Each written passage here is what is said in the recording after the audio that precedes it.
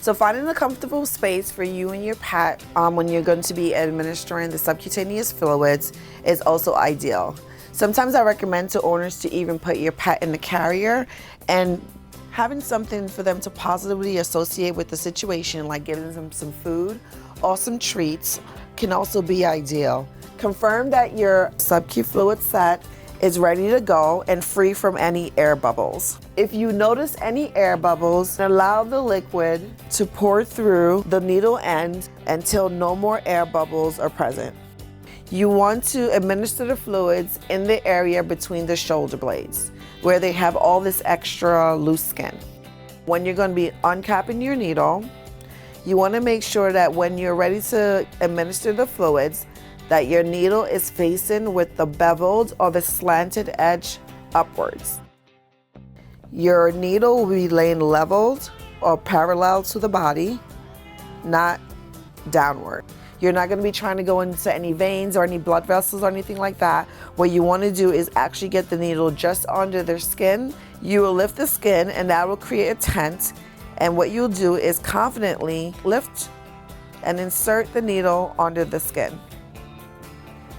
You do not need to have the entire needle under the skin. You usually want to get it in about at least a third or 2/3 of the way in.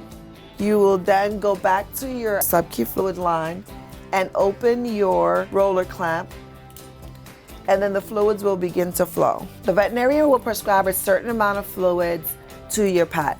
The bag has a list of numbers. Each number from 1 to 2 is 100. From 2 to 3 is another 100. So say for example, the doctor prescribed that you're gonna get 50 milliliters to your pet. 50 milliliters on this bag right now will be from the number 2 to the line that's in between the 2 or the 3. After the administration of the required amount of fluids, carefully remove your needle, holding the area where the sub-Q fluids were administered for a few seconds to prevent any backflow of any of the fluids. A lot of times owners have questions about when we get to the bottom of the bag when there's no numbers indicated. What you want to do is that you want to estimate the same distance for the fluids, and if it's a little bit more or a little bit less, it's really not that big of a deal. Just keeping in mind that these fluids is a general estimate that you're going to be giving, and it's not going to be an exact amount. Your sub-Q fluids should be stored in a cool, dry place. They do not need to be refrigerated, and it should not be warmed up or heated in the microwave. A bag at room temperature in your cabinet, in your kitchen cabinet, or even your bathroom cabinet is the best place for them to be stored. It's always best to have both the cross clamp and the roller clamp in the closed position when you're going to be storing it. Otherwise, your fluids will actually drip while in storage, and you'll go back and half of your fluids will be gone. The safest ways to actually recap your needle, I would demonstrate here, is that if you have your needle, you actually want to take your needle and you want to try to just slide the cap on there. You definitely don't want to ever be pushing down or puncturing into or pushing into anything, because you then increase the risk of you getting stabbed or hurt.